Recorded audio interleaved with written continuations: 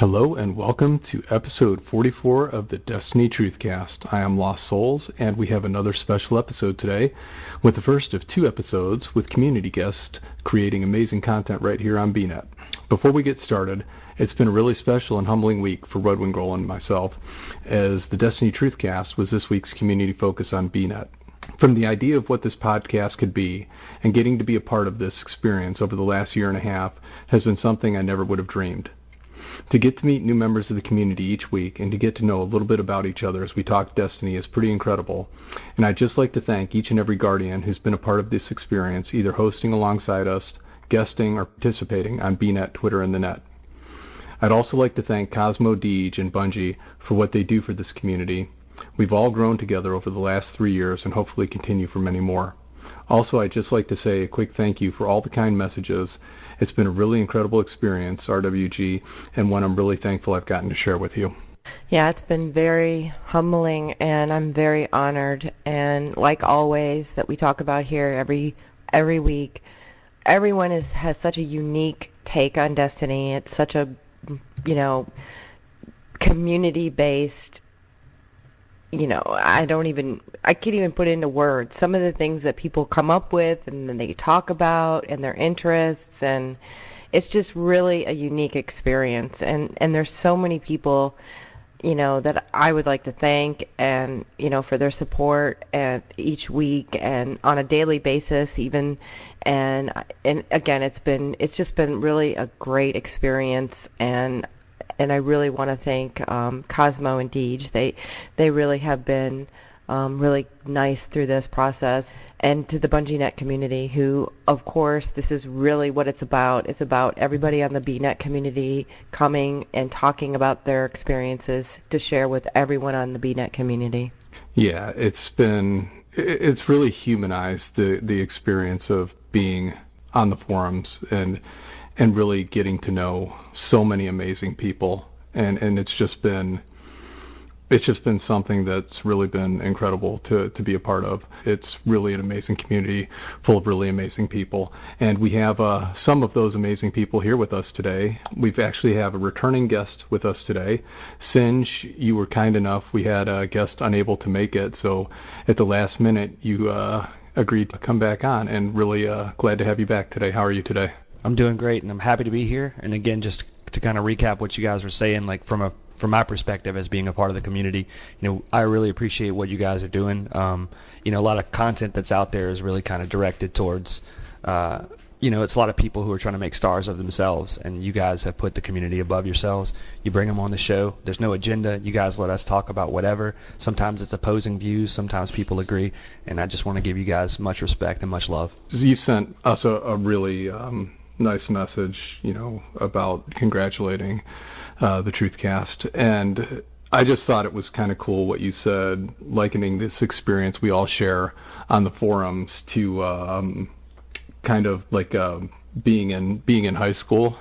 Yeah, it's like the Breakfast Club, man. You know what I mean? Like everybody has their own style and who they are, and but yet, we came in and everybody was kind of like, had their own way of looking at things. And then eventually, like, we all became friends, I think. I've made so many friends, like so many Crucible partners and raid partners. And I know, you and RedWing came together, doing the raids and everything. And that's just awesome to see. That's the best thing. When the game has been disappointing, we have stepped in, and it's like we're a graduating class. We're moving into Destiny 2. And also, Destiny in its most complete form, with the Age of Triumph. So it's been a great experience, and you guys have definitely augmented that with your platform. I love that analogy, the graduating class of Destiny.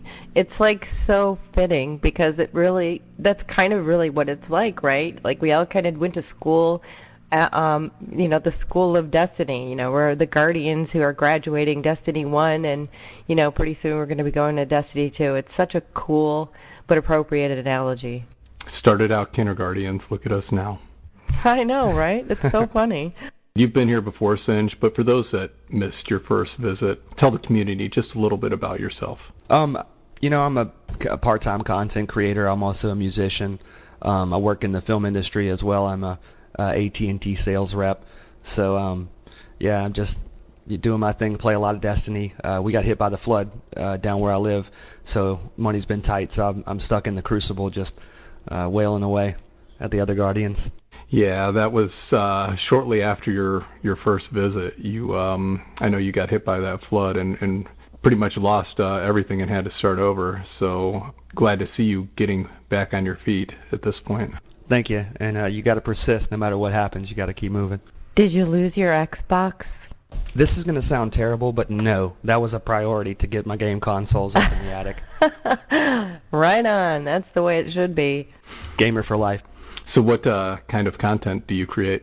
I'd say I specialize in anti-meta Crucible videos, just montages. They're not very great or anything. I say part-time because, it's not me talking about stuff. It's just music and people being murdered in the Crucible. And is this a YouTube where you're doing most of your content? Yeah, you can look up my name, Synge_X. And you're also a musician? Yes, sir. I'm a guitar player in a band called Ambassador out of Baton Rouge, and we're just kind of doing shows, and we're actually in the middle of recording a new album. And can your band be found on the internet as well? Absolutely, theambassadorband.com. What kind of music do you play? I'd say it's kind of like alternative rock music. It's not. Sometimes it's heavy and discordant, and then a lot of times it's soft and I don't know. It's unique. I mean, a lot of people compare us to Tool, Perfect Circle, those type of bands. That's not a bad comparison. Well, I'm a musician also, so I always love having other musicians on the Truthcast. And again, really thankful that, like I said, made it through the flood without losing more than some possessions. And like I said, you're getting back on your feet again. So thank you again for joining us today. No problem. So also with us today, we have two members of the bnet community that write their own Destiny fiction. They are members of the Destiny fiction producers, and they are creating their own Destiny stories. And here on your site, it says about you, "We are here so you assholes can shut up about Destiny not having a story. We are actually a friendly community writing stories and sharing ideas. We hope you are friendly in return and that you respect our ideas, and we will respect yours. If you do not agree to our terms, we will have Doc perform medical operations on you. Have a nice day." So I thought that was pretty cool, and welcome to the Destiny Truthcast. Well, happy to be here. Thank you for having us. So start with you, Paradox. How are you today? And just tell the community just a little bit about yourself. You can find me on the community, mainly the gallery. I have several fan fictions going there, or stories, but really that's about it. Just stories here and there that I'll post. So before we get into what you write, what do you like to play when you play Destiny? What type of player are you? I am a hunter. I am definitely a hunter. Hunter master race. Oh, God, another one of these. We've been trying to convert him for years. He won't bud. So what subclass of hunter are you? Mainly gunslinger, but I run Night Stalker and Blade Dancer accordingly. Useful for Orbs of Light. So what are your thoughts on the Blade Dancer currently? Are you in the camp that Blade Dancers are have been nerfed into the ground, or you still like to play it? Since I mainly use it for whenever it's arc damage, it doesn't really bother me that they were nerfed. I do feel sorry for my brothers who were nerfed to the ground. Yeah. Do you primarily play PvE or PvP? Primarily PvE, but whenever the content gets kind of dry, I will play PvP from time to time. So what are you doing in PvE? Are you a big raider, or do you just kind of like to do the strikes and patrols, or what do you like doing in PvE? I would love to do the raids from time to time. We can hardly ever get the team, though. So normally I'm doing the strikes over and over again, which is actually really fun. So what are your favorite weapons that you like to use in Destiny? What do you roll with? Mainly the Ace of Spades. I love getting those headshots and the explosions that come afterwards. That's really fun. So how did you come to play Destiny? Are you a gamer typically and you play other games, or do you strictly just play Destiny? Or I've been playing games for a while now. I think I started with Halo, and I got really fond of Bungie and Bungie's work. So when Destiny started being advertised, I was so excited to play it. and I believe I was playing it the day it came out. You play on PS4 or Xbox? I play on Xbox. So do you only play Destiny, or do you play other games? Back when the Taken King came out, or when any expansion came out, I was Destiny, just Destiny. But I will play like other games from time to time, just keep it fresh. So have you always been a writer, or is that something that's come about since Destiny has been out? I've always had the interest for writing, but it was when Destiny came out, and just going to say this right now, when FJ started writing his stories, it inspired me to start doing my own, and that was just before Taken King came out. So FJ, thank you again for joining us today. If you could tell the community just a little bit about yourself. All right. Well, my name's Josiah. I go by FJ pretty much on every platform that I'm visible on. I'm a primarily Xbox player. I played PlayStation before, but, Xbox has been my one true friend this entire time. I do, as I said, writing on the forums. Not so much now. I'm more of a editor-in-chief, so to speak. I kind of go through all of our community members and kind of help them with improving their writing and stuff like that. And I'm also the script editor, for Killed by the Architects. They're a Destiny machinima group on YouTube.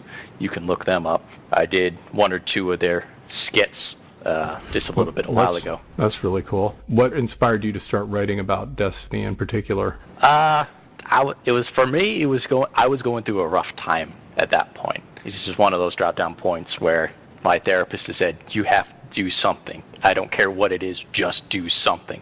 So I kind of looked at bnet. It's like, you know what?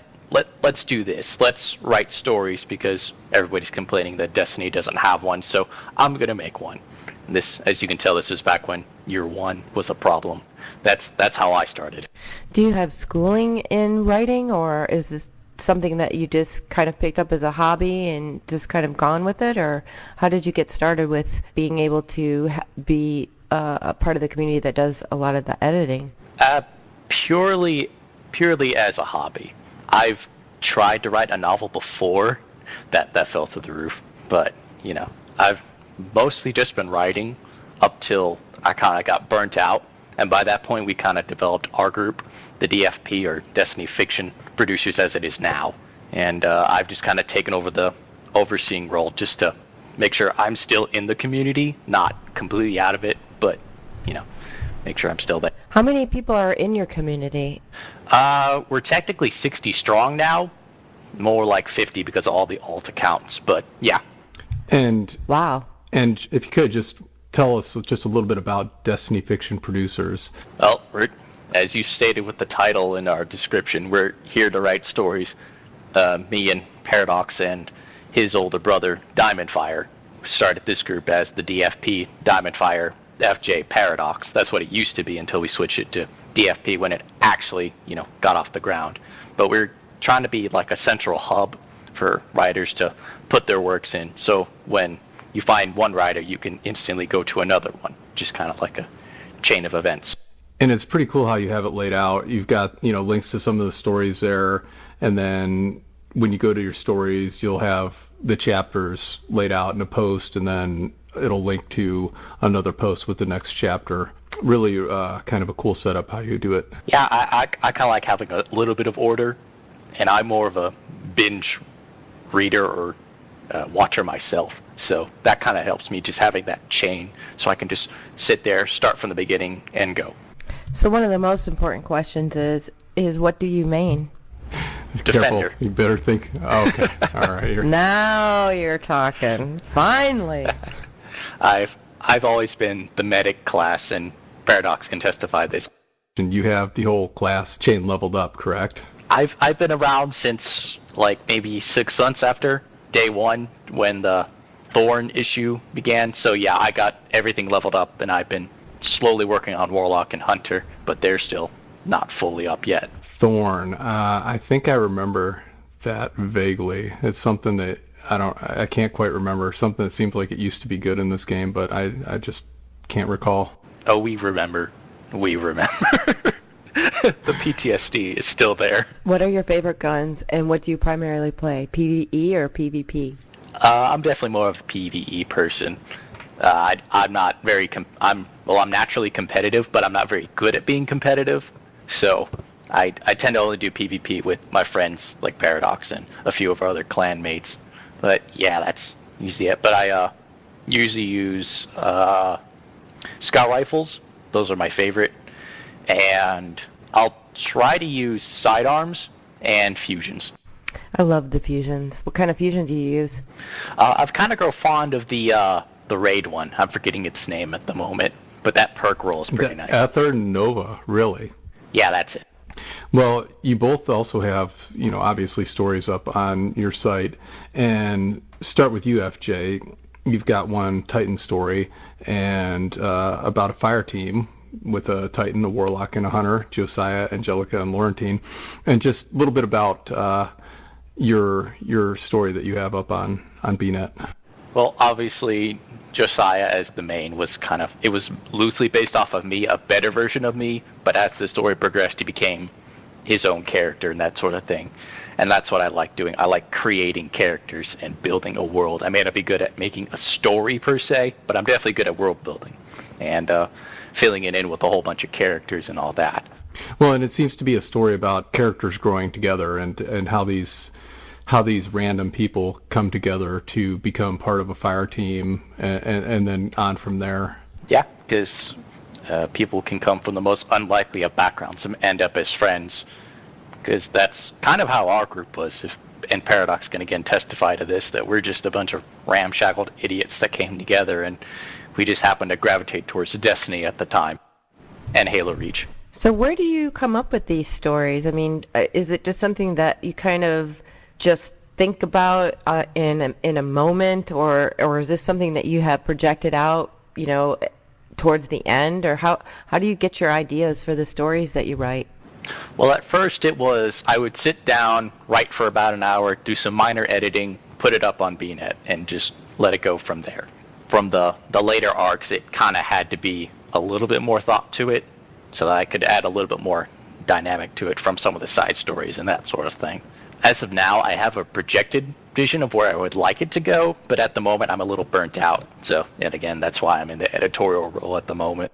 I have a question. Do you guys ever take an experience that was particularly cool, like in a raid or something like that, and then make that a story, or is it just all off the top of your head? There was one case that we took experience from in-game.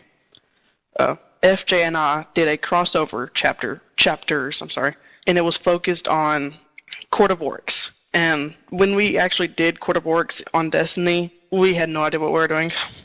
So we were just running around the court, dying, killing, other stuff. And we finally did Fanatic of Crota. And when we did it, I just said to him, we need to do this as a story, or one of our chapters. It would just be so fun to do. And it was. It was very fun to do. So do you guys collaborate a lot on your stories, or do you kind of have your own separate storyline, but then maybe come together on a few chapters, or how does that work? You want to answer this one, Paradox? We've done one collaboration, but we kind of hint here and there that we are in a similar universe. So your story, Paradox, that I was reading, Strength of the Pack, revolved around a character, Alan Moores, who was just an average, everyday citizen of the last city and gets badly injured in an attack by the Fallen and becomes a guardian. Strength of the Pack was completely based off the fire team that we created for Destiny, and I was the last member who joined the Destiny fire team, but I was also so I was the worst. I admit, I was really bad.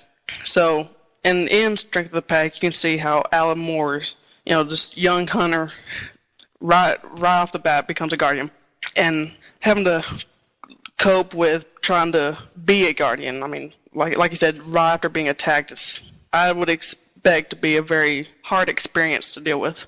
So you write yourself into the character to an extent as well? When it started, yes, but as the stories progressed, like FJ said, my characters became their own people, and in my opinion, that was a really good idea. Finally, I want to ask you both, what are your future goals for both the Destiny fiction producers and content you're working on? Getting caught up. I have a few other stories that I do plan on doing, but at the moment my hands are full with the ones I'm working on now, and every once in a while you'll see me post a new chapter on Bungie forums. Well, I'm very appreciative that you joined us today, and I also want to give a shout out real quick to Big Tex. Tex is the one that introduced us to your works, and anyone out there on bnet or listening to the podcast, if you're interested in reading some cool Destiny stories, check them out, Destiny Fiction Producers. And real quickly, Synge, didn't hear what character class you like to play. That's kind of a complex question for me, but I'll try to answer it as simple as possible. I've become a hunter. Yeah, I know. I've become a hunter because my cousin and my best friend, who plays with me very often, he got bored with playing a warlock. So you're a hunter? With the heart of a titan. Where are the warlocks? Come on. I really, though, it's a complex question because I really play every class. Like, I'm almost not, like, I don't main anything in a lot of ways. Well, you're all missing out because the floof is the master race. So that's what we'll leave it at that, and that'll be the final word. Everyone cool with that? No. So you could be halfway across the map with your melee.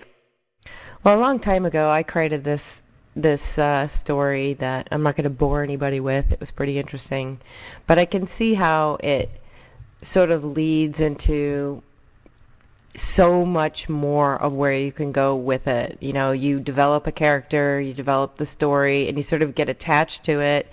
But the people that read it also have sort of the same feeling. You know, they kind of hang on your words. So is there anything in the back of your minds about how to sort of save it or, you know, secure the stories for some time to come? Because, you know, we're sort of looking at a 10-year program, right? D2 is right around the corner, and I suspect that once you guys start playing that game, that you'll find new interesting things that you'll sort of fold into the storyline of your characters. So do you have any plans to sort of build on that? Well, we had the idea that we should put our stories in video form, like actually make them a actual series, put them down in like that sort of format. But that hasn't really got off the ground because most of us can't do stuff like that. Well, not with any fluency anyway. So the interesting thing is that, you know, we've met a lot of people that do different content, and, you know, there's the ones that create the animation content, and then there are the writers like yourselves, and then there's the people who do voiceovers. Have you ever reached out to anyone else in the community that may do something like what you're suggesting about putting those stories on YouTube, about maybe creating the animation and then looking for voice actors? Have you ever thought about reaching out to those in the community, or are you just still kind of focused on writing it out and letting people read it? A while back, for the first part of Strength of the Pack, someone did come to me, wanting to do a trailer for it, supposedly to actually advertise doing a video series. The series did not kick off at all. The video was great, though. Guardian Rex was the one who posted the video. If you will find them on YouTube, it was a cool video. I liked it. This kind of makes me think about in Destiny 2, I really hope that they have some form of theater mode, like the way they had in Halo, in Halo 3, Here. Halo Reach. Because you could really get some dynamic camera views, and I mean, players could do. I mean, there's no limit to what you could do with your productions with a theater mode. Yeah, that's kind of what I would really like. But that's also kind of why I joined the Killed by the Architects group as well, because they're a machinima group, and they're starting to do stuff like that. I haven't figured that I put my stories in there, but I'd certainly like to help somebody else get their writings and stuff out there, just and improve it overall. It's very interesting, the different takes that you both have on the Destiny universe, and they're both completely different feels for the stories, but both really cool in how they progress and the character growth. So yeah, I mean, it's definitely prompting me to just write a story about the Titans and how they're the master race, so I can really understand where you guys are coming from.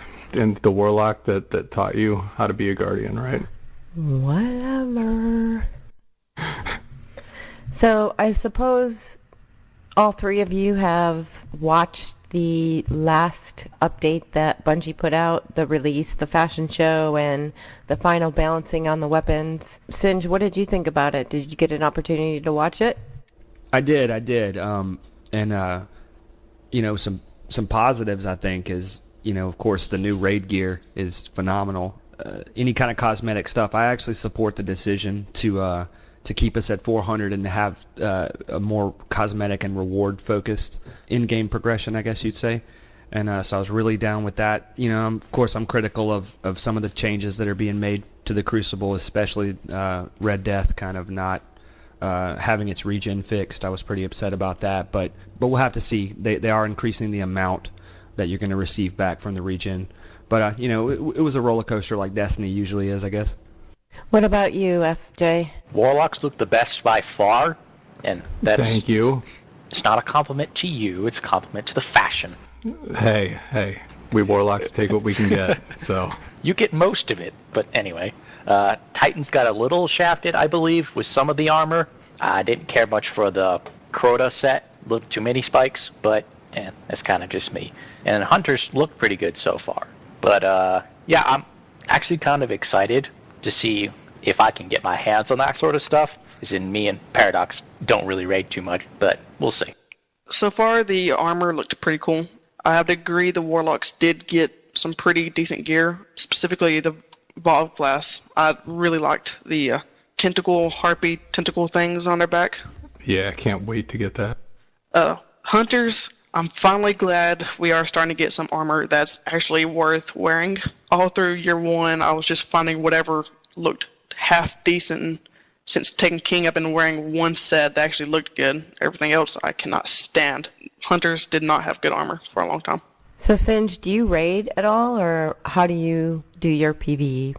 I'm mainly kind of confined to strikes right now because a lot of my raid team left for various reasons. But I love to raid. I'm perfectly split down the middle as being a PvE and a PvP player. But since a lot of the community, at least my community, has personally dwindled, I've been kind of forced into the Crucible 90% of the time. And I do enjoy the Crucible. But, if I could put together a great raid team, and I'm hoping that happens, the energy behind the Age of Triumph, I'm hoping that more people come back. I've got some old friends coming back, so I'm definitely going to love getting back to those raids. I'm most excited about Crota's End. I know it's not everybody's favorite, but that was for me. Of course, I did Vault of Glass, and I had a really awesome raid group during that time, but for me, my shining hour was Crota's End because that was where all of my real-life best friends were with me. It's funny, you say Crota's End. RedWingGirl, what shocked me was you seem most excited for the Crota gear out of this reveal. Yeah, I thought the Crota gear was really cool. I really like the fact that if you got hit, it would take away the light, or the what made the kind of the cool part of the gear, not just on the Crota but on the other stuff too. And I just thought it was a unique kind of way to build the armor. And can we all agree, first of all, before we move on, that of all the gear that they revealed in the fashion show, that the absolute best thing was DeeJ's jacket? I watch every Twitch reveal, and I'm not saying anything bad about those guys whatsoever. It is what it is, but they're so Northwest. They wear their shorts and their t-shirts, and that's just the way it goes down. And like everybody here is sort of that way. No one ever dresses up for anything in the Northwest, in Seattle specifically. And so they're basically just that's just the way that you always look. But I noticed that this last podcast, besides DeeJ and his Count Dracula outfit or whatever, everyone seemed to dress up a little bit, like it was an event. It seems like DeeJ has he gets a bad rap, I think, sometimes, but he has such an interesting sense of humor. And I think that the jacket was really an extension of that. And if I'm saying something obvious, my bad.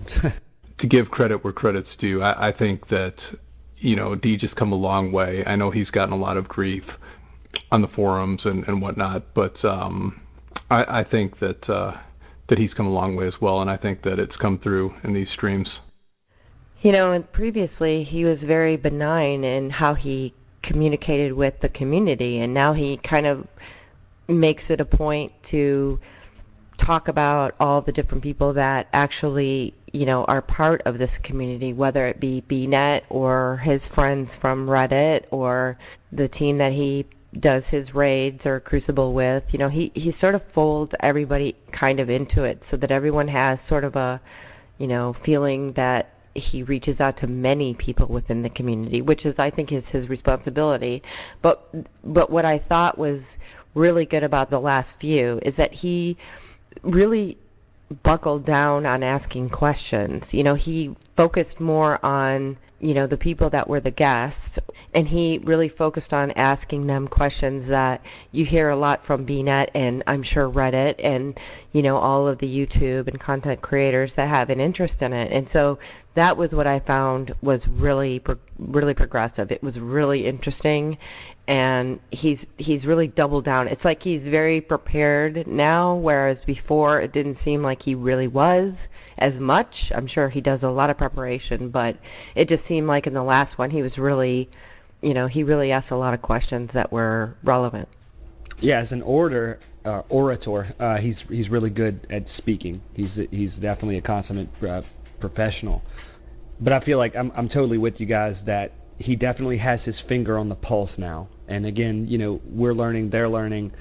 So that's definitely good to see. The questions have gotten better. He still trolls us, you know, whenever he was killing the guy with the sidearm, and he's like, I'm a part of the problem, you know. A lot of people get really upset about stuff like that. But to me, it's funny because, you know, like, come on, guys, it's a game. Let's enjoy this. I know I get passionate. Everybody does, but, you know, I hope he never loses that. You know, I hope he always hangs on to that. And speaking of the sidearms and being part of the problem, there was also a little bit of weapon balancing going on, and I know, Synge, that you wanted to talk about just a little bit about weapons and what's going on there. Yeah, absolutely. So maybe you guys didn't see this, so this might be new for some people. So Josh Hamrick tweeted on the 22nd that you know, there's the anti-exploit fix for Rescue Mag is coming. There's some buffs happening to the Astrocyte verse. I hope to God I'm pronouncing that correctly. And apparently the rangefinder change and the in-air ACC change that was supposed to come with the last patch was not either applied or wasn't applied correctly. So the shotguns are actually going to be receiving another nerf. Because I can tell you this now, and I'm not suggesting that anybody is dishonest, whether it's a mistake or not. And we've seen them make mistakes before in how they present things.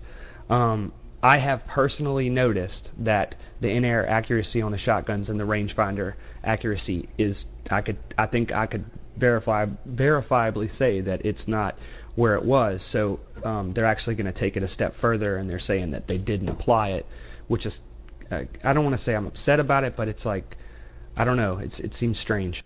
Yeah, I didn't actually know about that with the in-air, but it's funny, we were playing PvP yesterday, the day before, and there was someone that was just with a shotgun that was killing me with the in-air jumps, and I was like, didn't they do something to this? Because I mean, they were bombing me repeatedly, so.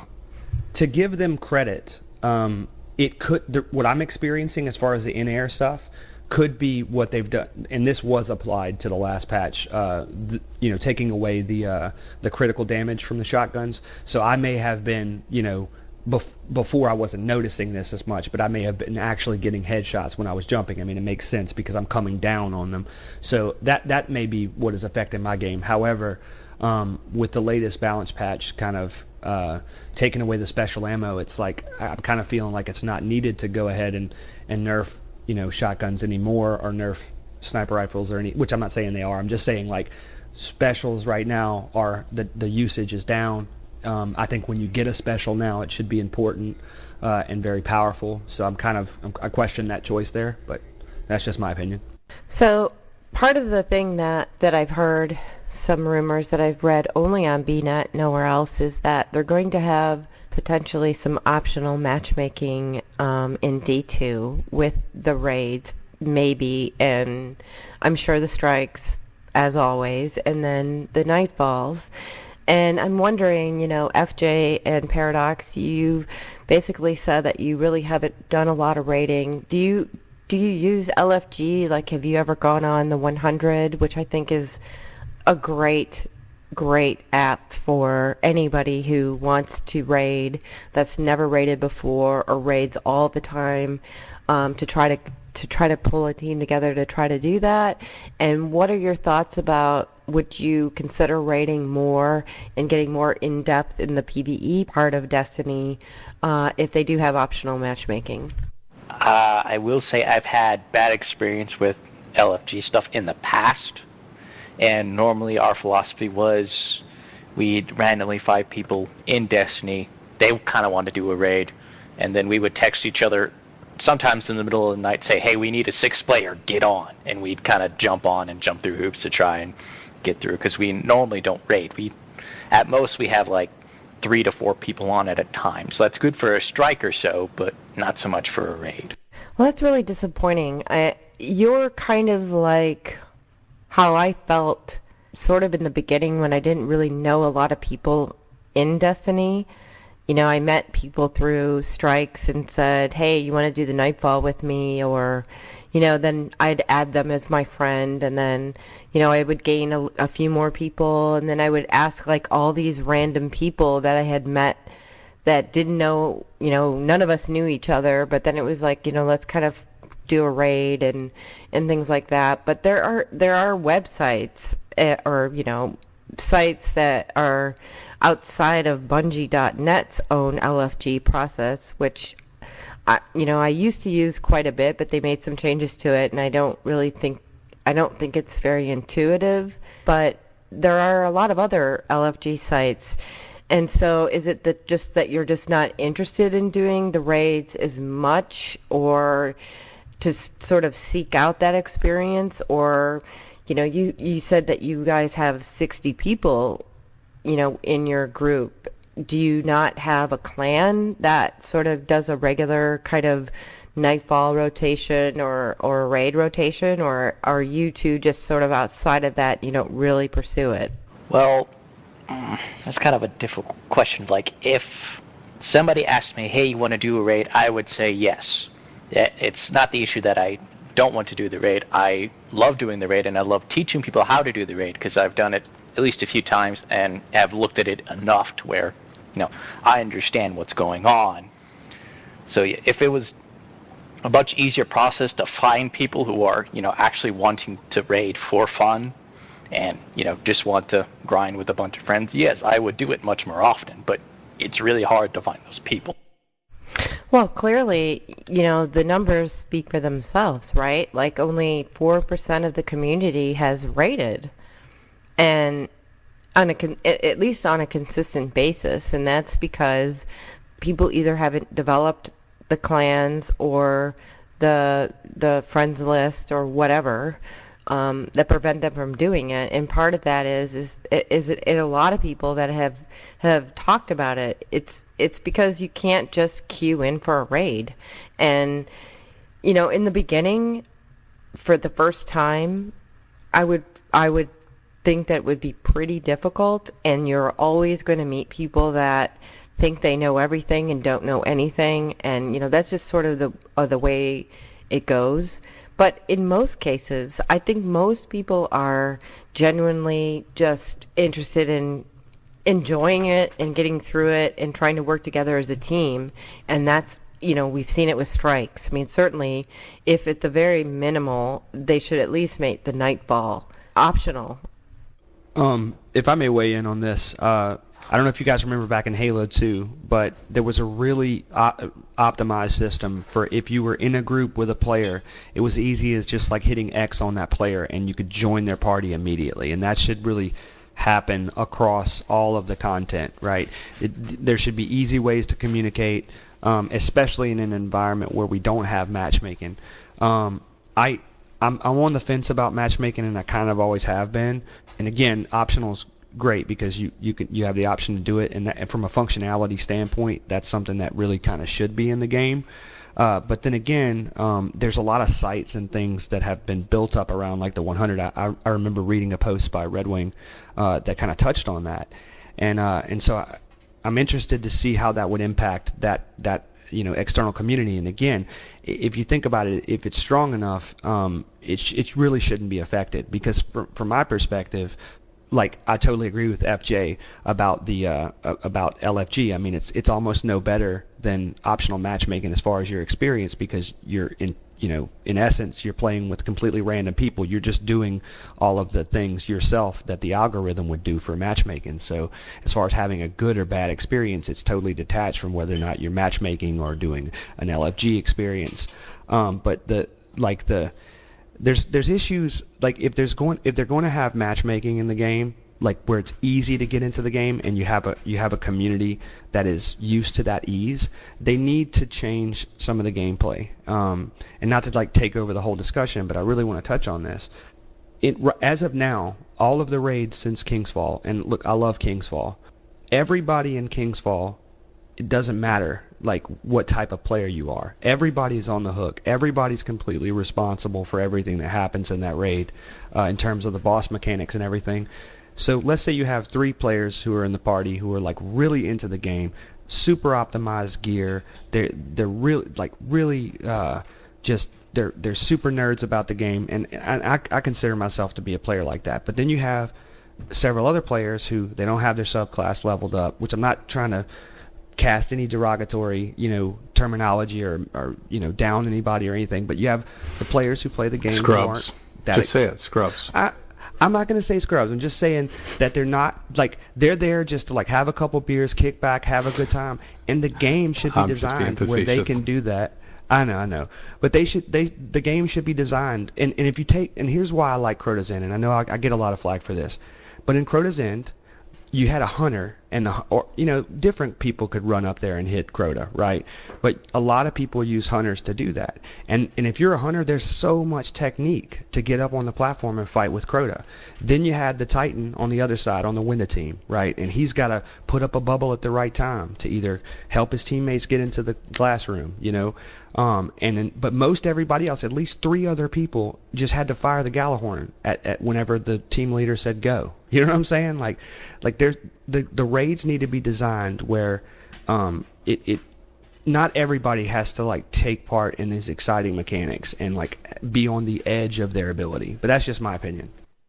I disagree. I think that the best part of the Taken King raid was that every single person had a purpose, and every single person had to perform that purpose. And that was the one thing about the lead up to Taken King in terms of the raids that I thought was the greatest thing.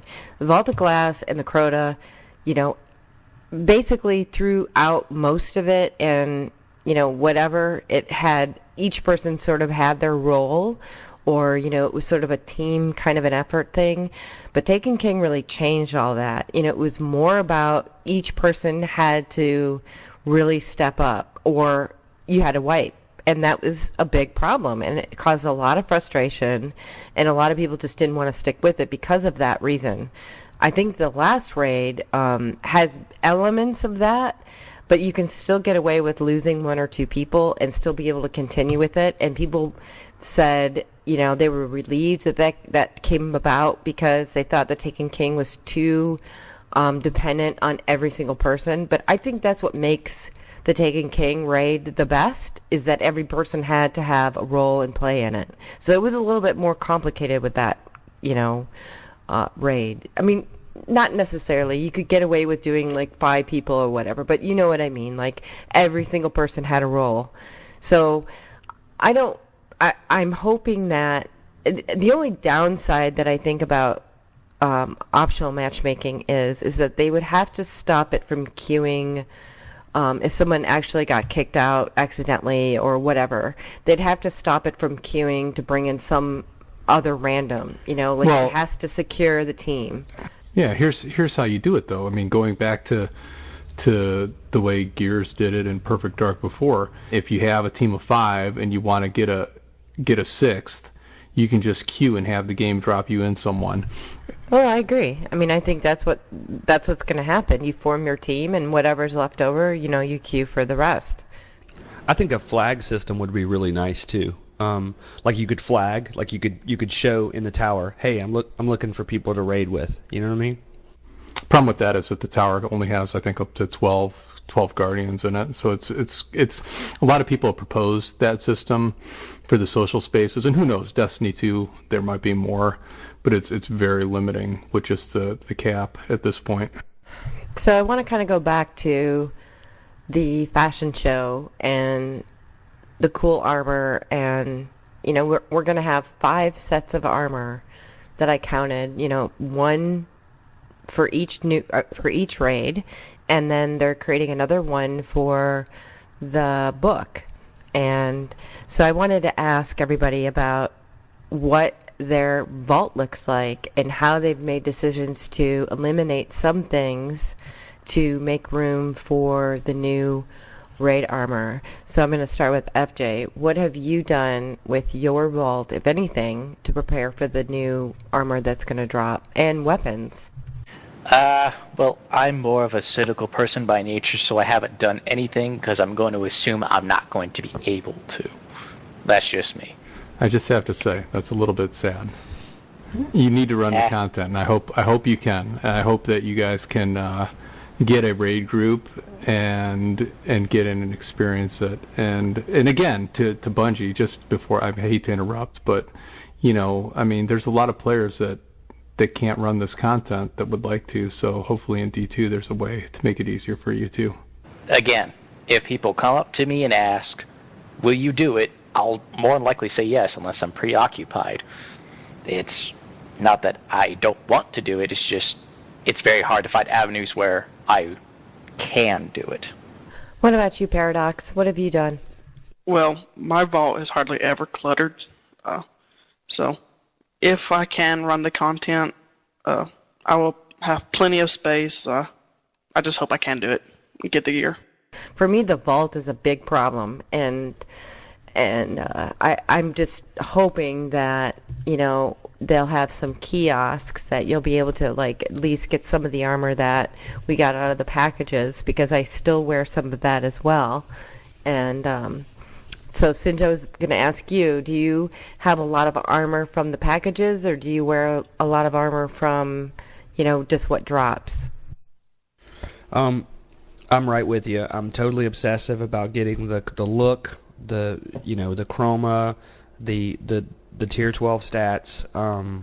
Everything has to be perfect. I've got several different rolls of different pieces of armor and weapons sitting in the vault. My vault's an absolute mess. I'm not sure what I'm going to do. I haven't even really thought about what I'm going to do with I've thought about it, but I've been avoiding it until you mentioned it. And now I'm starting to think oh God, what am I going to do? What am I going to do? Because I can't get rid of anything. Yeah, it's a mess.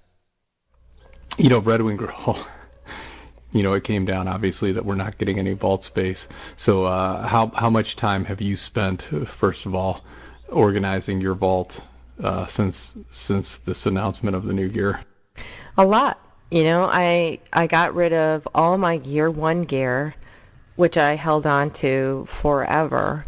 But, it's about the guns too, right? So I got rid of all of my Crota year 1 guns, but I refuse to give up my Vault of Glass guns because I'm worried that I'm not going to be able to get some of those guns back. It was interesting listening to Josh talk about the Black Hammer, in that they're not going to bring it back for the Crota raid because it's too OP. So I'm glad that I still have it, and I really want to bring it back into the Crucible to see exactly what it is that it's too OP about. I haven't played with that gun in a long time since I got the spindle. So there's some guns that I don't know if they're going to bring back. There's the Pocket Infinity, and then there's all the great weapons in Vault of Glass that were really cool. And I'm not sure they're bringing them all back. So I'm keeping everything, but it took me forever to go through the vault. I went from 108 on everything, weapons and armor, to I went down to 68 on my weapons and then like 70 something on my armor, just to make room for all the new sets that I want to get for the 4 raids that are going to be redone. So it's been a long process for me. I completely hear you. I'm a collector myself, though I only roll with one specific gear set. I'm a collector by heart. I like getting all the exotics, having them all maxed and that sort of thing. So I feel you. I feel.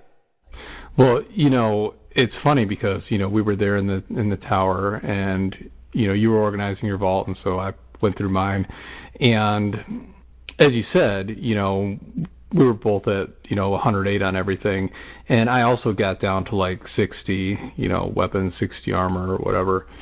But it's funny that, across 3 years of this game, that there were still 60, weapons in this game that we were not willing to part with. 60 armor pieces that we just were not willing to give up.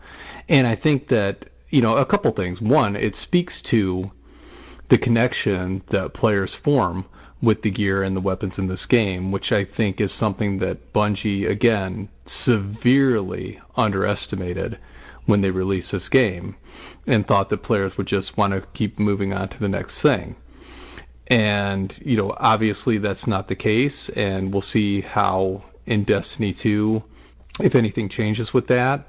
But, again, 60 pieces of gear is huge. And so that brings me to asking everyone, what are those pieces of gear that you have sitting in your vaults right now that you haven't maybe equipped or used or worn for probably ages, but when you go in there, what's something that's in your vault right now that just you couldn't get rid of, that just means a lot to you, that it's there and you just couldn't delete? Besides all the year 1 exotics, I'd have to say my original scout rifle that I got, my first legendary scout rifle that had a pretty decent roll, that I was really upset when the Taken King came out and all the old stuff was kind of bumped down. I still hold on to that thing to this day. What scout is it? NTC something or another. I don't remember the name. Yeah, yep, NITC or whatever it was. Yeah, that was it. That was my baby for a long time. I beat so many snipers with that. I just felt invincible with that gun. But the second would have to be the Glass House. Probably my favorite exotic. It just looks nice, and it goes well with the Crota shader, which is one of my favorite things. But yeah. The Glass House is the Crota Titan helmet that everybody should wear, which is kind of ironic because they, with the Warlock, they had the, and I forgot the helmet for that, the one that you have to pick up a orb to rejuvenate your health. I mean, every single there was exotics that mattered back then, where people had loadouts that were dependent on getting you through the raid, and the Glass House was an important part of the Crota raid because it allowed your bubble to last longer, which was important in the beginning. Right before you had to go into try to take out Crota. So that's one thing that I think that the exotics sort of lack now is a purpose, whereas back in Crota they really did matter. The Glass House has saved us many, many times in our missions. FJ, you looked ridiculous every time you wore it. I never could stand that helmet, but it saved us a lot. Hey. The shade is real. I love the Glass House. It's so cool looking. That's why I wore it. Too blue. Helmet of Sane all the way.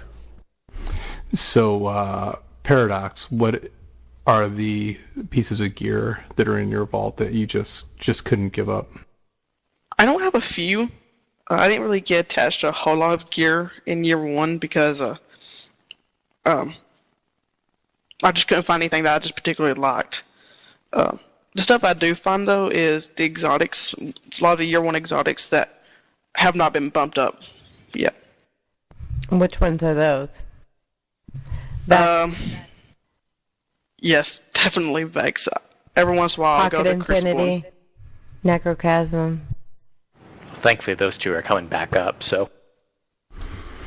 I think it's interesting, though, that Pocket Infinity's never been mentioned, because that's, like, the one that people have kind of been... I've seen called for the most, is for that to come back, and I don't believe they've shown anything with it coming back in this update. What about you, Synge? The one weapon that I will never get rid of was the messenger, because when House of Wolves dropped, there wasn't a raid, so that is where I really kind of started pushing hard in PvP, and so Trials was really tough, and I knew if I was ever going to go flawless that I wouldn't be doing this every weekend type of thing, because I just don't have the stomach for it. I wanted to do it as a goal, but I wasn't really wanting to become like that type of player. So I knew when I went there I have that one shot, and pulse rifles have always been my favorite, and so I really wanted the messenger. It looks so cool, and I loved the void damage on it. I didn't really have a super strong void primary at the time, and I really wanted to go and get that gun, and so I got to the lighthouse, and that one trip that I had, actually I had a few more after that, but they weren't every weekend. So getting there, there's a huge memory attached to that, and so I'll never get rid of the messenger. I was listening to the most recent episode of the Destiny Tracker podcast, and they were discussing the fact that they're bringing back the elementals, but on the adept version of the raid weapons, and they were kind of saying, and I think it was Mesa Sean, I believe, that was saying that he wished that maybe they had extended that to Trials and done kind of what they did before with bringing back those versions with the elemental damage there as well. What do you think about that? I definitely think that anything you could do to increase the reward for something as big as going flawless. But then again, it's like, really, if you think about it, the types of players, and I mean, I run with a wide range of players, from players who only do PvP to people who only do PvE, and honestly, a lot of the Trials players, they're not super interested in doing anything but play Trials, and I mean, that includes other standard PvP game modes and stuff, so I don't know how much it would really help those guys out, Well, there's a lot of disagreement about the exotics and the legendary weapons that are being brought back in Vault of Glass for the elemental portion of it. I'm a little, I think it's a good idea that they made them special in that the exotic portion will be the elemental side, but I kind of wish that they would have just stuck with the original kind of, Fatebringer with Arc and Praetorian Foil with, Fire, and just, I kind of wish that they would have just stuck with it. I mean, it's at the end of the game anyway. It's not like there's going to be any added benefit from it or downside from it. I mean, no one's going to have a primary elemental weapon if their main exotic slot is filled with, like, for me example, which is the sword. I'm not going to give up my arc sword, so I will be going after the legendary weapons in all of those raids. But that's, the exotics are going to kind of be, I kind of feel like they're not going to be as used as much as the legendaries. I'm oftentimes confused with Bungie's stated goals and then the disproportion with the kind of reality that we kind of, I don't see how that sometimes they don't see what we see. The whole reason for getting rid of elemental primaries was to increase diversity, and then so they're bringing them back, and then they're putting it in a form where it's totally limiting to diversity. I actually think it'd be cool if they were just yellow, like they were exotic, but you could equip multiple ones. I mean, how cool would that be? Well, I think... Go ahead, RWG. Oh, I was just going to say that, we talked about nodes in the past, about guns that we would like to have, like the Murmur, which they haven't talked about, but that was a Crota weapon or it was the era of the Crota weapon, that, you could sort of toggle whichever you wanted. I mean, it would be great if they could just bring back a weapon that you could just, select the node that you wanted for arc or void or whatever, as a primary. I mean, I get you have to grind for each one, but, the Fatebringer has always been arc, and it shouldn't be now put into some exotic class. I mean, it was a legendary, and as we all know, there are some legendaries that are better than exotics, and vaulted glass weapons should have always just remained what they were, and most of them were legendaries. With that one, I kind of have to disagree. I kind of think it's a really good idea to give the primary or the elemental primary just strictly to exotics. It seems like a really good idea, just to make it that much more better. I don't know if it's the fact that I'm a warlock, so it makes me contrarian and superior, but oh,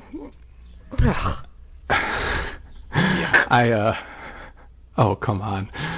I think that I kind of agree or like what Bungie is doing with this, because I think it kind of does push diversity, because it makes it's more like year one, I think, kind of in that feeling where you had a choice of where you wanted that advantage. And I think that's something that was lost in year 2 and year 3 of Destiny, is that, when this game first came out, you're like, do I want that advantage in my primary spot? Do I want that advantage as my special? Or do I want that advantage as my heavy weapon? And RedWingGirl, I know, in the end of year 2, there were a lot of cases where you weren't running an exotic at all. I mean, right? Right. So the diversity for me is that I could have 3 legendaries with 3 different types of things. Arc, burn, or void. And what you're suggesting is you're saying that the diversity comes by having this special exotic, which you can only have 1 slot for. That's not diversity. Diversity is that I can have whatever gun I want on whatever slot I have, and if I don't have, if it's tied with an exotic, then I'm forced to make a decision. And I don't get the diversity argument, because you also like to carry swords. So now, if you want to have a Fatebringer with arc burn, you're not going to be able to carry the sword.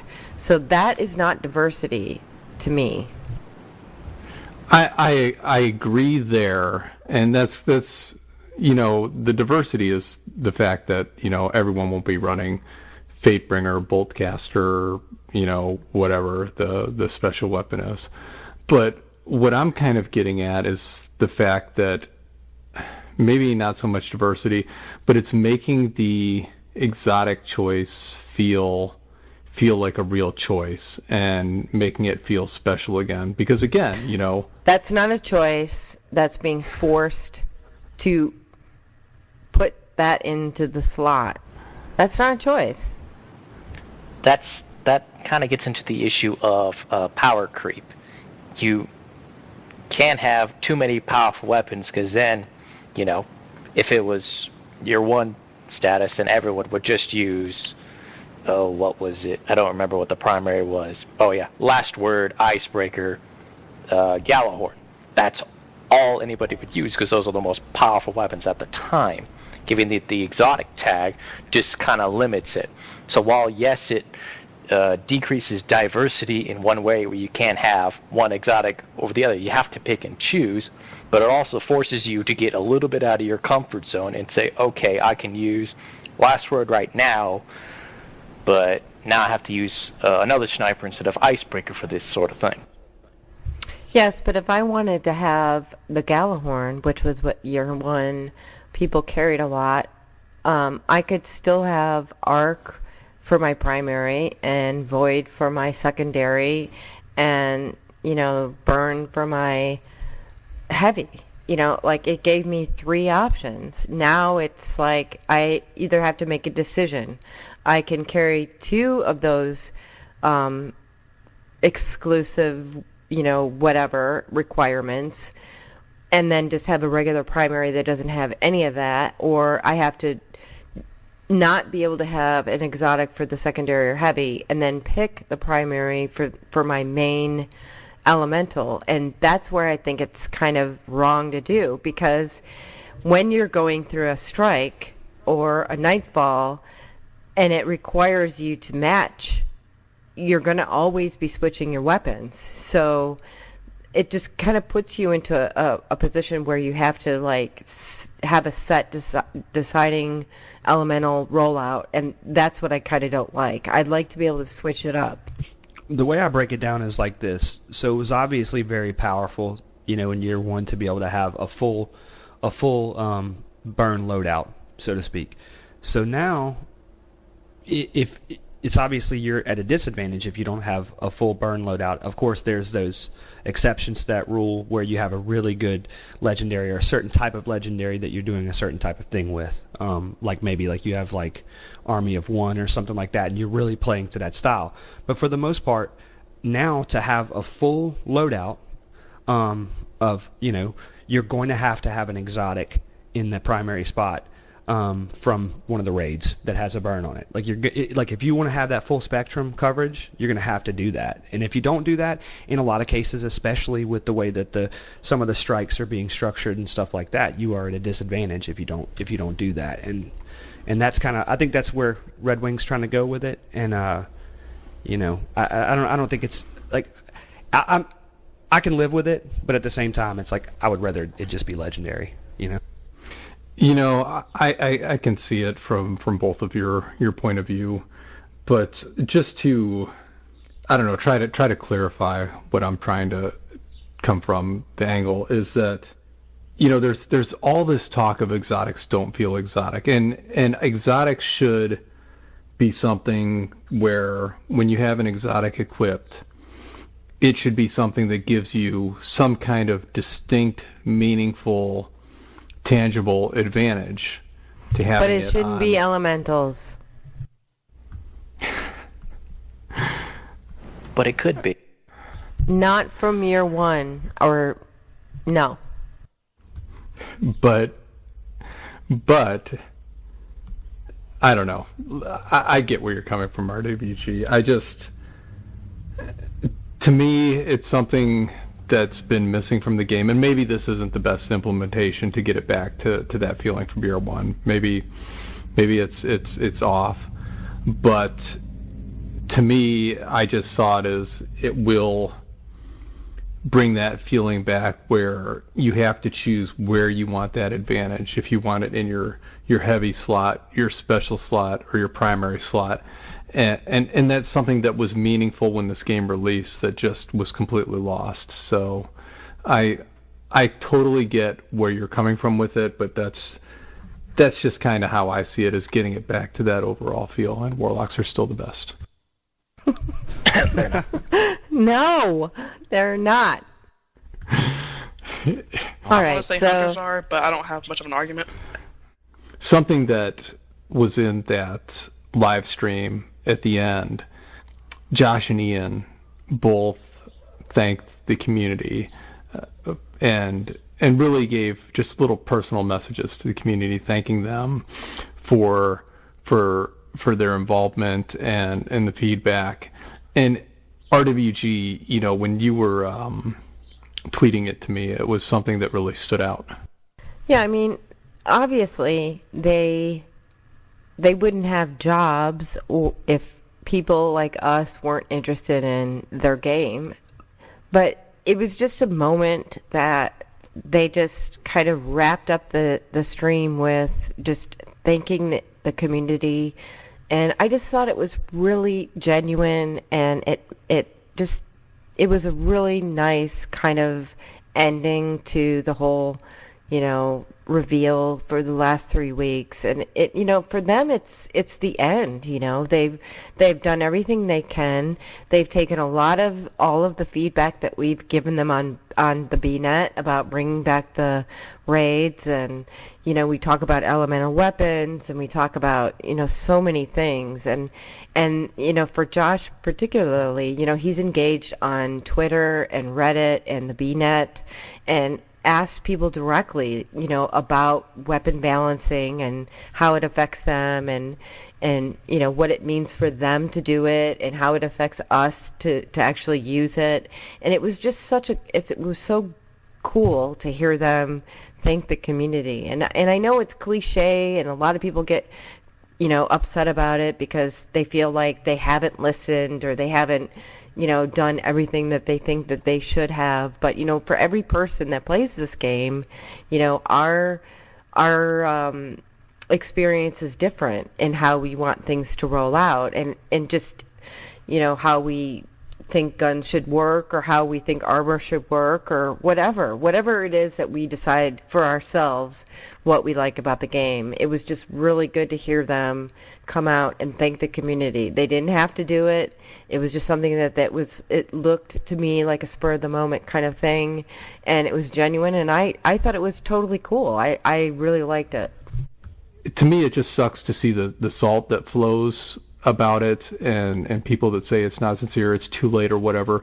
We were where we were 2.5 years ago with communication, and we're where we are now. And yeah, maybe things weren't what they should have or could have been when this game launched, but they're in a hell of a better place now. And I'm glad we're at where we are going into D2 than where we were. I think that, when we see and hear things that we saw in that stream, it just shows the impact that this community can have as well in helping to shape the game and get ideas and thoughts across. Right. I agree with you to an extent, but you cannot dismiss the salt. And a lot of the salt is what got them to the table, right? So there was a lot of people that were asking for a lot of things, and they created their own little whiteboard of suggestions and complaints, and a lot of the changes and additions that they made over the course of the last 3 years are because of salt. And so I don't dismiss a lot of the players' disgruntled views. They're important, but as in all feedback should be good and bad. And I'm going to call it like it is. If I think something is not fair, or, just lazy, I'm not going to say it's lazy, but just not good enough, or just, whatever the reason is, I'm going to call it out, just like everyone else does. But at the same time, if somebody comes into a Twitch feed in a reveal and thanks the community for everything that is the reason why they're actually creating this game, I'm going to recognize it. It's a great thing. And so everything comes with the good and bad. So I don't dismiss the salt, but I'm definitely not going to overlook the great either. Well, and again, it's 100%. I agree. It's fine if you want to tell Bungie, hey, your game sucks. I guess what I'm trying to get to is when Bungie says, okay, we're sorry you feel that way, and we're going to try to do it better, and they do reach out on the other end, that the response shouldn't be back to that, fuck you. Yeah. No, I agree. It's one of those things where it's really hard to go to some places, such as the forums, where the backlash is just so bad. It is almost abysmal, really, at times, where there are a few genuine responses. Half the time you have to look through the flood, basically. So if people were a little more constructive in their criticism, instead of, just fuck you, you're doing it wrong, we would get a lot further than where we are now. Yeah, I totally agree. Again, I don't want to see any kind of censorship to the, we are a wily bunch here at the bnet forums, and there's a part of, like Red Wing said, sometimes, the salt brings them to the table. I think that's a great statement. The way I look at it is, for one, I think that not only has the communication increased, but also the support for the game. And being a Crucible player, and you look at year one, you look at even at the top of year two, it's like they'd make a huge change, and we sat on those changes sometimes, whether it was a positive or negative change, we sat on those for like upwards of 6 months. Like, this, we're stuck in this particular state of the game for this amount of time. Well, they dropped a 2.5 patch. They're communicating better. I think they were totally genuine whenever they thanked the community. And then we're seeing, the Age of Triumph drop. And with that drop, they're going to fix some things, like the health regen perk stuff. We're not stuck with that for 6 or 7 months, There's going to be balancing changes. Again, whether you disagree or you agree with them.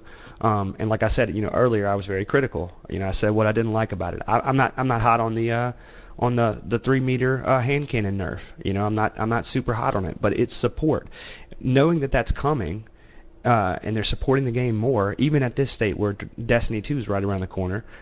Even if it didn't turn out good and people were not into the hand cannons, you almost have the faith that they are going to fix that, or that they're going to maybe readdress it. And I think that's, like, for me, I feel really good about Bungie right now in the sense that they're communicating better and they're supporting the game better. So going into Destiny 2, I think it's going to be a really good relationship, And again, there's going to be people who are upset, and they're going to be mad, and they're going to curse, and they're going to say terrible things. But I think it's balanced out. I think there's a lot of really good posts about feedback, a lot of tempered, reasonable posts. So.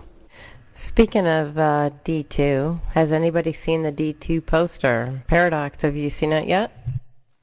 I saw a video by My Name is Bife on it, but I hope it turns out what it looks to be.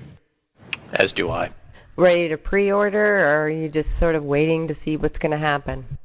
I believe I learned my lesson with Destiny 1, or Destiny.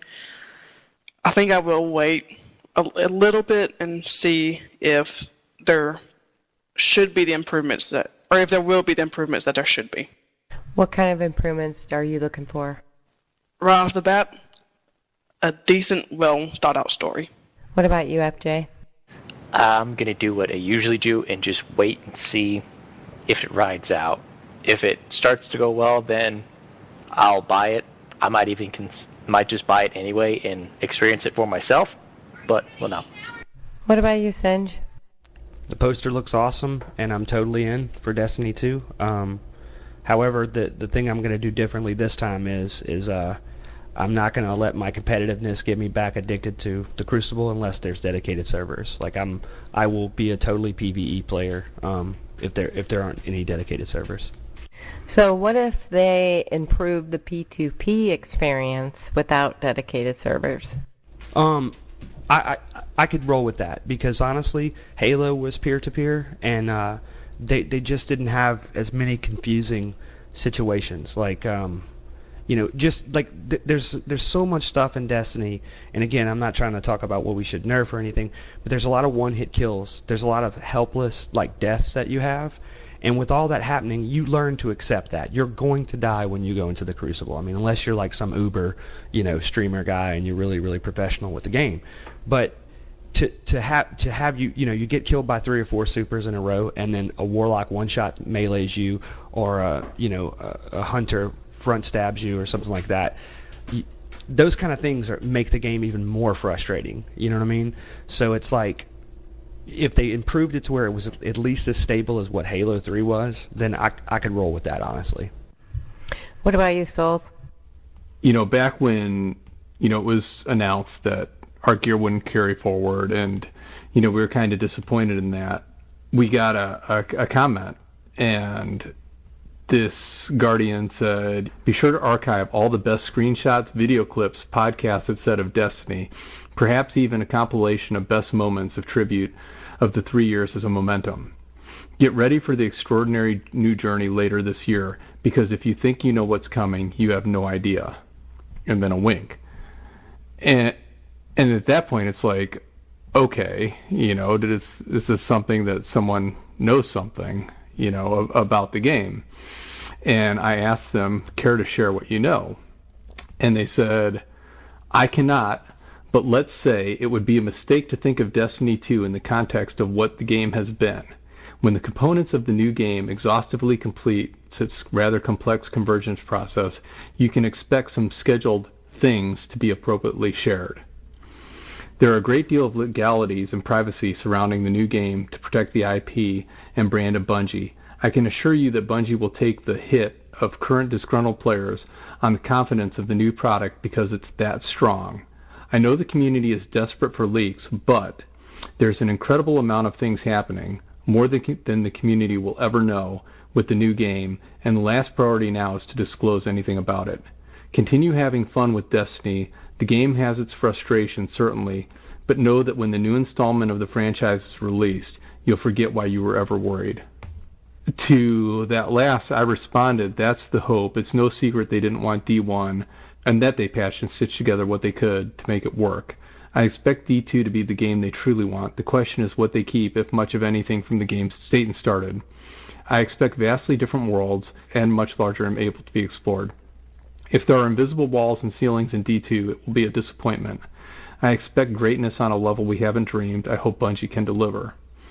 To which they replied, Joe's story and contributions will not exist in the next installment. The lore surrounding the game has been, quote, readjusted, ... redirected. It's something that someone posted to us, and there's no way to substantiate it, but anyone listening and anyone who plays this game, who has played this game, whether you still play it, whether you quit after, vanilla or the Dark Lord, or, House of Wolves or whatever, get ready for the extraordinary new journey later this year, because if you think you know what's coming, you have no idea. And I think that is the absolute hope of everyone that loves this game. I concur. I agree. And we want them to come on the podcast. So I have questions for this Guardian. I guess at this point of the program, it is time to move on to our favorite moments of the week. But before we do that, I want to take a moment to go to a post of the week. Okay, so I know last week we had the post of the week with Max Salad's Destiny at its best, where they talked about finally getting to complete Wrath of the Machine. And so I kind of wanted to do a post of the week this week. And Durandal put up a post, and it was in feedback, and thankfully the moderators didn't take it down, and I appreciate all the moderators who saw it and let it stay up. And it's titled Children's Miracle Network, and he said, woo, been busy and forgot to see if I could post this, but I'm going to anyways. Ninja mod slapdowns be damned. He has a link to a Facebook page and also a non-Facebook link, and he says, it's Children's Miracle Network Week, and things have been crazy here in Florida at the Extra Life Convention. But above is the handy-dandy Facebook link for people who might want to support a great charity, and no matter where you are in the U.S., you can make a donation, and it will go directly to your closest Children's Miracle Network hospital. Or you can designate a specific hospital of your choice from the list. International players, you can just make a general donation, or I could suggest a hospital, mine of course, to you in a message. Either way, for the kids. So I just wanted to point that out because it's something really cool, and it's something that the Destiny community has been so amazing at coming together and supporting various charities. I know the streamers and the YouTubers do all kinds of things, and content creators, and it's just one more way that we as a community can do a little something to help people that need the help. So yeah, we did. We contributed as well. It was really cool what he does. We've had him on a previous podcast, and he's talked about his work there, and it's always cool. I mean, Children's Hospital. Of course, I had to pick somebody in Seattle. Sorry, but that was my choice. But he did a really good thing, and it's always really cool to see all the people that come out and try to do, especially the children's charities. It's really cool to do it. So again, it's on the feedback forums if anyone wants to find it. It's a Durandal put it up, and it's Children's Miracle Network Week. So any one that wants to help out, it's appreciated, and thank you again. And so we're at the part of the program where it's time for our favorite moments playing Destiny. So start with you, FJ. What's been your favorite moment in the game the last week or so? I don't know. I haven't played Destiny all that much. I've dipped it in here and there. But I have to say the upcoming Age of Triumph is actually kind of got me excited again. I haven't felt this excited since, Taken King was being announced. So, yeah, that's my contribution. What about you, Paradox? Yeah, I have to say the same with FJ. Age of Triumph seems like it might bring some potential, and it'll be good to get the team back together, play it. Getting the band back together again, huh? Or try to, anyway. What about you, Synge? Oh man, so the Nightfall was pretty tough this week, and of course I don't have a whole lot of friends playing Destiny right now. So my cousin jumped on; he's also my best friend, and this week it's Epic and Exposure, so you don't get your shields back, and it's match game, so it's like you have to have the correct elemental, and it was just one of those like. We got the Sunrise bounty done. We completed the Nightfall. We duoed it together. Two cousins, best friends, like going at it, just taking them down. And in that it's Shadow Thief. So in the last room, it gets pretty crazy with the servitors on Epic. So we pulled it through. It was just what we were yelling at the end of it. And it's been a long time since we had that kind of experience on Destiny. That's pretty cool. And, I think that's probably my favorite moment of the week playing Destiny as well. RWG and I were running the Nightfall with our friend Tim of Tacoma, who's been on the Destiny Truthcast. And it was really cool as a Warlock, being able to survive and res them on their Titans and squishy classes when they died, to the servitors in particular.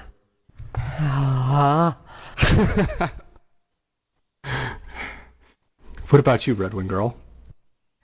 So it's been a really interesting week for Destiny, for both Souls and I, but for me personally, I had a message from a fellow Guardian who was in a community, got a community spotlight back in June or July of last year. His name is Galford, and he's an older gentleman who was able to get first on the Iron Banner at the time, and Bungie did a community focus on him, and he sent me a message and congratulated Souls and I on our recent community focus article, but he had asked about if I would help him get him through the raid, and I was like super excited because I thought, oh my God, this is so awesome. Him and his friends, he has two other friends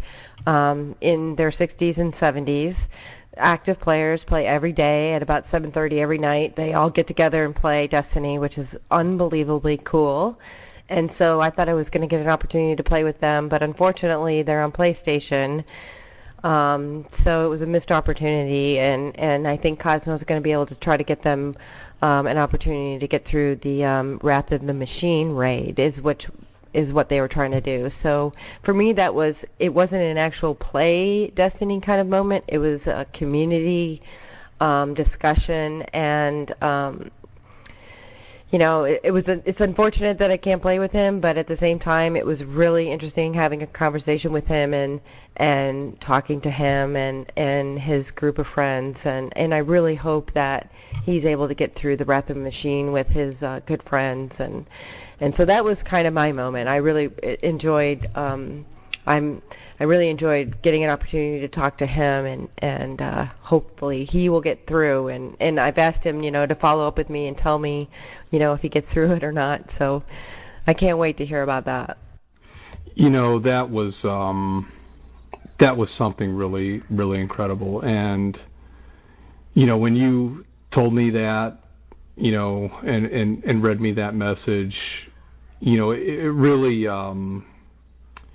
it really puts things in perspective, with this game and this community.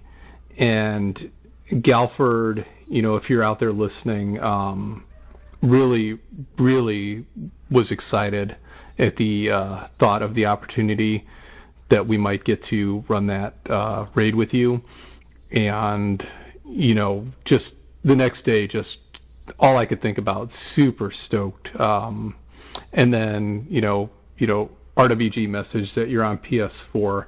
So, just disappointed that we can't experience it with you, but just that the thought that this community can come together like that is something pretty cool. And RWG, you know, I just want to say, you know, it's pretty awesome what you did as well. You know, you reached out to Cosmo because we can't do the braid with them, and he said he'd try to find a good team for them to get through. And I thought that was something really cool that you did there. And so I don't know, I think it's awesome, and I hope that we do hear back and hear that it was a successful run. Well, you know, it just brings you back to the thing, you know, there are so many different people that play this game, you know. Some people just focus on PvE, some people are just total crucibles, PvP now players or gamers, and it's just so diverse. You know, kids play together, and you know, older folks play together. I mean, there's just such a diverse population that is within the Destiny community. It was an interesting moment. I didn't expect it, and you know, like I said, I was disappointed that I wasn't able to, you know, help them get through the Wrath of the Machine, but you know, I know Cosmo will take care of them.